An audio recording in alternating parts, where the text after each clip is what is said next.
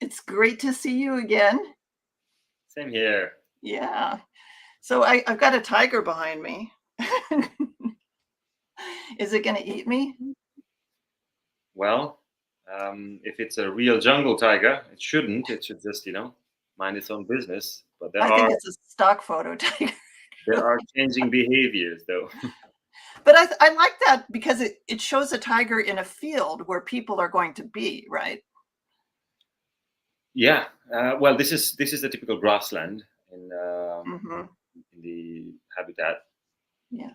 in the southern plains. But yeah, tigers have since they've grown and like they're tigers basically. It's their territory where humans have contributed with their sprawl. But most of the area is shared. It's common area, so Yeah. tigers are seen in the wheat And what fields. kind of a tiger is this? Is this a Bengal tiger? Bengal? And so that would be the kind you have in Nepal or and India, I assume. Tiger, yeah. Yeah. All over Asia. So tell me how this came about. I kind of tuned into the tension between the desire of people around the world to save these beautiful animals and endangered animals, but they need to make a living as well. They need to be out in the fields where the tigers or whatever else, the elephants, will trample or eat them. So tell us a little bit about how this, what the state of the situation there.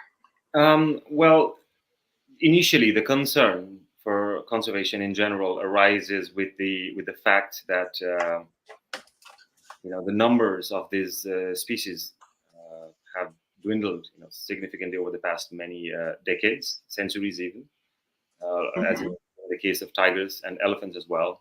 The habitat alteration, hunting, poaching, and like basically stealing of prey species. There's so much that humanity has done in the natural landscape that has affected many species and hence their number and quality of life, and their normal natural processes have been affected, and as a result of which the more conscious and more considerate segment of the society came up with these ideas, like the changes that they were noticing were undesirable changes, and because we share this world, this planet with so many other beings together. The idea of conservation came, but then again, when we focus on particular species, because it's very easy to focus on one particular species, and even within the species, it's very easy to focus on cute, cuddly, the majestic, the more attracting or more sexy, glamorous species. And there are certain, like the prioritization of the selection of these species sometimes can be very strategic as well. Sometimes can hold a strategic, purpose, or there is that strategic advantage, like is in the case of tigers, because tigers are also known as umbrella species, which basically means protecting. Tiger habitat also means protecting lots of flora and fauna within that habitat. You said umbrella species? Yeah, umbrella species, okay. or politically and socially speaking, flagship species. Something that represents a larger community of other like wildlife, flora and fauna included. So there sometimes there's that advantage, that strategic advantage of picking one species over the other, but at the same time, again, what we have done over the time is, we being the people from within the conservation community, is we ourselves have let our own weaknesses, whether it is because it's easy to fundraise for one animal over the other, or because we ourselves might be biased, because we have, and I see this, in our circle, that many of us are kind of, like known because of one species. We tend to pick one species, and that's how we build our identity as well. And then slowly we tend to get a little bit biased as well, I think, because in Nepal, it's a blessed country, when it comes to biodiversity. And there are many other majestic, wildlife species that are really, crying for any bit of attention, but they aren't getting any.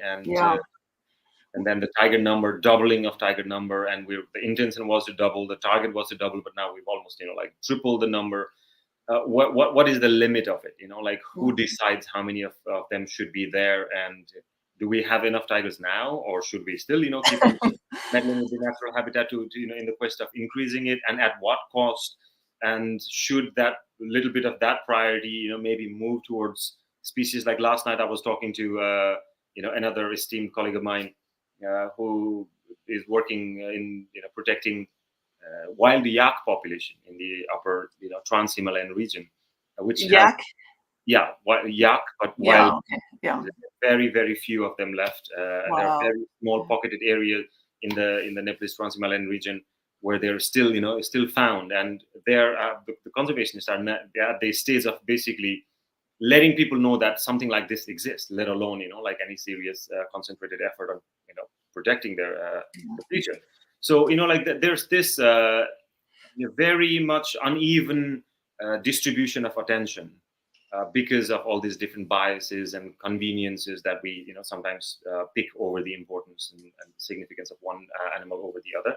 And that is why this tussle comes, if we overdo on something, one particular aspect, because it's convenient for us to do, or because we promised our donor, or there's someone that we want to please, or things like that. And I think in case of the tigers, we have the increasing the number of tigers is solely a noble cause. There's no doubt about it. But then in our terrain, it's not that easy, in today's world, because humanity has its own existence right next to it. And when we talk about a terrain like Nepal, communities are right there. Human settlements are right there, and tiger population is right there. It's the same area where both the species are foraging for their livelihood and for their foods and cultural engagement and so forth. So at times it gets tricky if you completely leave out other considerations just because it is difficult. And when the solely increasing of the number of species becomes highlighted as the success in conservation, which is a very, very a misinterpretation of what conservation success should look like, because it incorporates by the definition human welfare in it. So that's when this kind of situation arise, and the mismatch and the tension. Right. And you talk about how this leads to changes in land use. Can you explain a little bit more about that? And yes. what some examples maybe of what's happened in Nepal and similar. So primarily, again, there are many more direct hits that have been orchestrated, that have been carried out on different wildlife species, like poaching of tigers, like direct poaching of elephants for ivory and so on and so forth.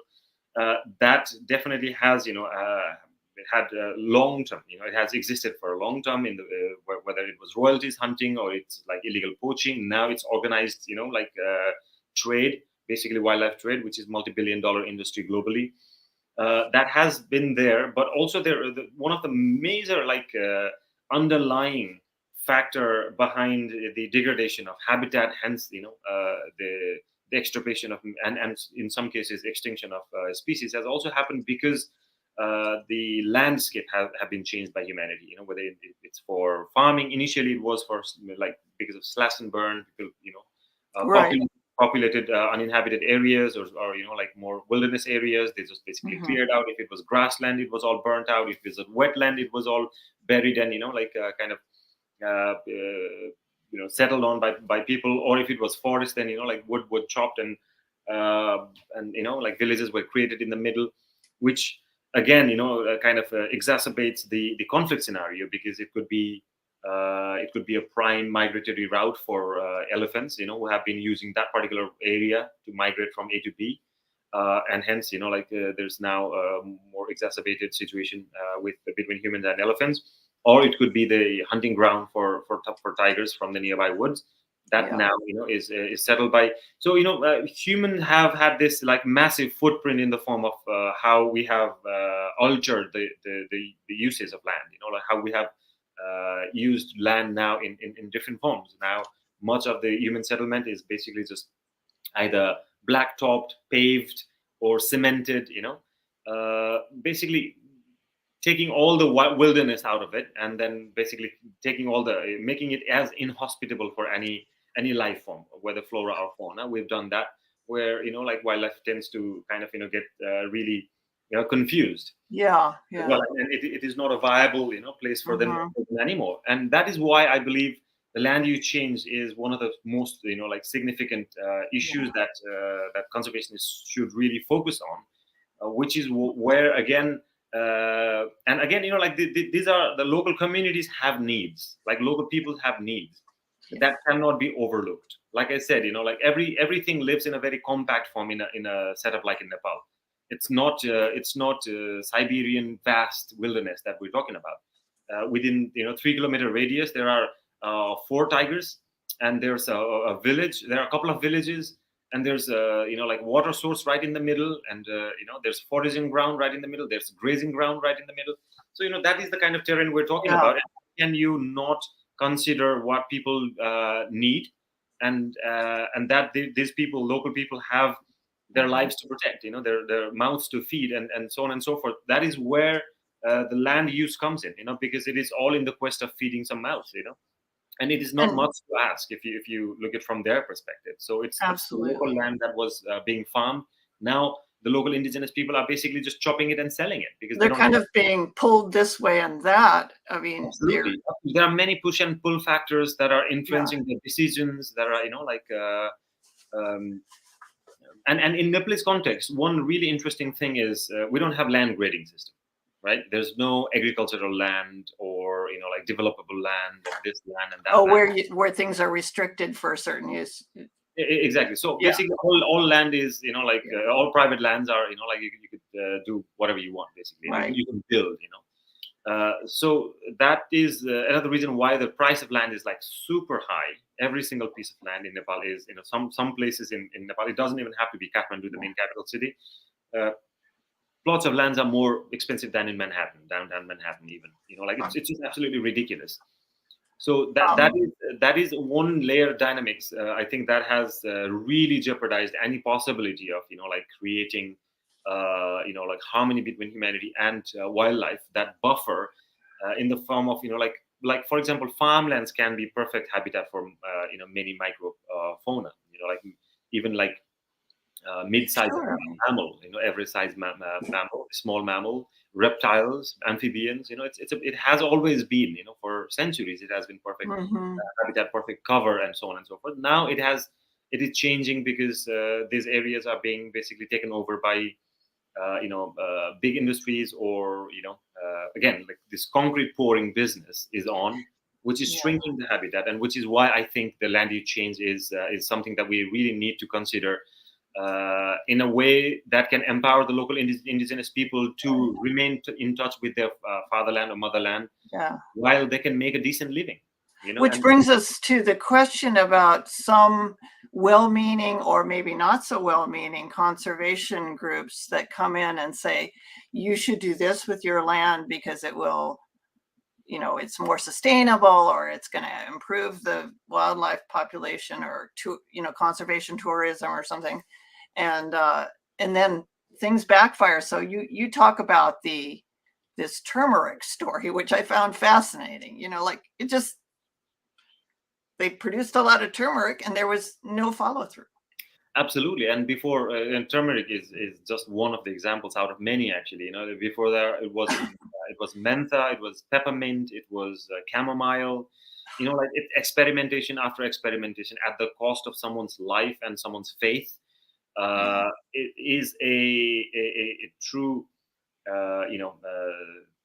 example of how not very well thought out these conservation initiatives are. And it's like the slaughter of the innocents. You have these people buying into it and just saying, yes, I care, I want to do something. So they produce this stuff and then nobody comes back. Yeah, absolutely, exactly. So that is what happened with the turmeric as well. And because someone said, okay, like you have a market for this is a good cash crop, and like elephants are not interested in this, and it just rolls from one kind of problem to another kind of problem. Already troubled local people, living at the interface of human wildlife conflict, who have already, like despite all that, who have given so much for conservation by even tolerating, like the evictions, this, that, the historical atrocities Oh God, that they have to yeah. go through. And now they are partner in conservation. They are the eyes and ears against poachers and all that. Yeah. And now on top of everything, they are basically being duped, like being subject of experimentation. They're being the human guinea pigs of so many different conservation projects. Like projects Do you are think like, this is a real risk to conservation and environmental preservation efforts? absolutely. The very easy way of looking at conservation and human wildlife conflict is the proximity. When the proximity with the wildlife comes with the damage than the good it does, right? And these people do not have the liberty to see the long-term sustainability of the planet, and for whoever it might be, they are not in the liberty. They need to live now. They need Yeah. to remain alive today. Yeah, So it's not like they unless, have a big exactly, storehouse of until resources. unless and until the proximity with the wildlife brings some kind of benefit to these Yeah. people, Hmm. and does not bring any like really significant threat to their livelihood or life, Yeah. then the conservation does not make sense to these people, right? And as long as there's more damage, more threat, coming from the proximity with the wildlife, and no benefit coming, that situation is simply a situation of conflict.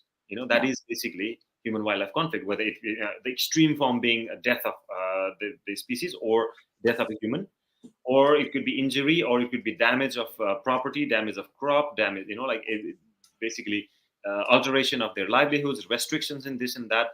And that always had existed. Now it has only exacerbated because in some people's way of thinking, Hmm. we have had success in conservation, which is not something that I believe in, because conservation is a state of balance. Like it talks about sustainability, that something has to keep on going for long. And like you said, And these people will definitely get fatigued. If yeah. it does not come in form of some kind of benefit for them, then this will definitely come. They will get Right. that fatigue, and they might actually even get antagonized against the idea of conservation, which is something that Right. happens all the time. And I think that is the concern, that really gets me uh, going down at the ground, which is why we talk about ecotourism, and something that has that can be directly linked with the conservation as a benefit to these local people, so the motivation doesn't die. In the we have about 10 minutes to go. I know we can talk a little bit about some of your other efforts in this ecotourism and research areas. You want to do that, or is there another point you'd like to make about this topic? Yeah, no, I mean, exactly in that quest of making conservation beneficial is something that I've been working on for many years now. Hmm.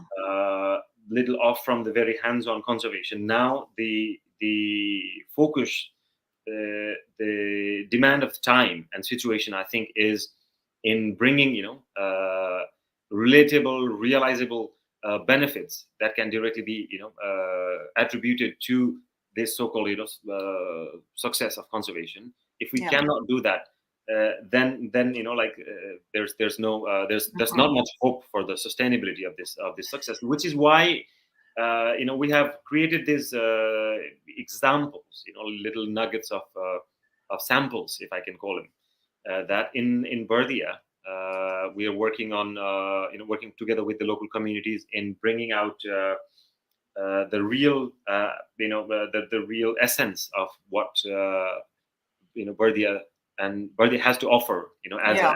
a natural landscape, And but that's also a national park which has tigers, um, it has tigers. It has rhinos. the last remaining, like the last stronghold population of Asiatic elephants that keep Yeah. migrating from India and Nepal, and also there we have resident population. We have one-horned rhinos. We have got our own unicorns, and it's very rich landscape.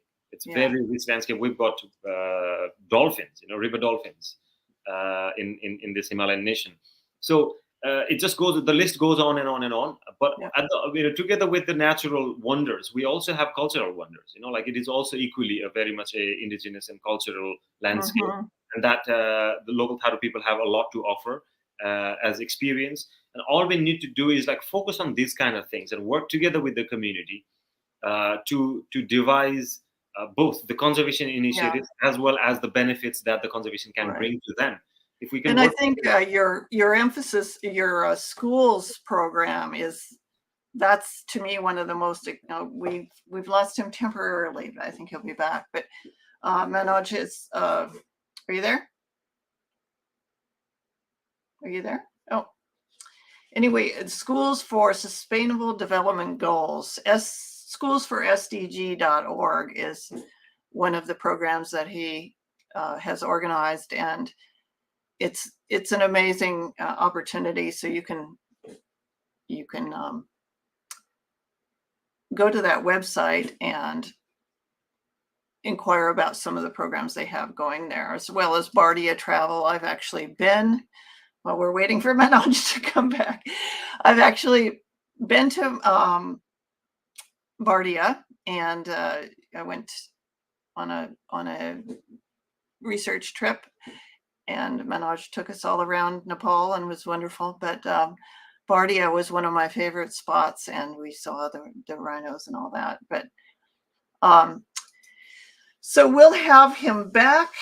Planet Peregrine is another research-oriented for kind of scientific conservation travel. And we will be, sometimes when you have people in other countries, this happens. But thank you so much for joining us. You've been listening to Common Earth, the podcast and live stream about sustainability and environmental balance. I guess it was the theme of our discussion today on human-wildlife conflict, and we appreciate your presence. Please visit our website at Manoj is one of my authors at Pierce Press, so he's got his own website, manojgautam.com, and he will be rolling out the next topic. I think is wildlife tech, so artificial intelligence in the practice of wildlife conservation. So thank you all for joining. I appreciate it, and we apologize for our technical difficulties, but Manoj has a lot more to say, and he'll be back. Thank you so much. Bye.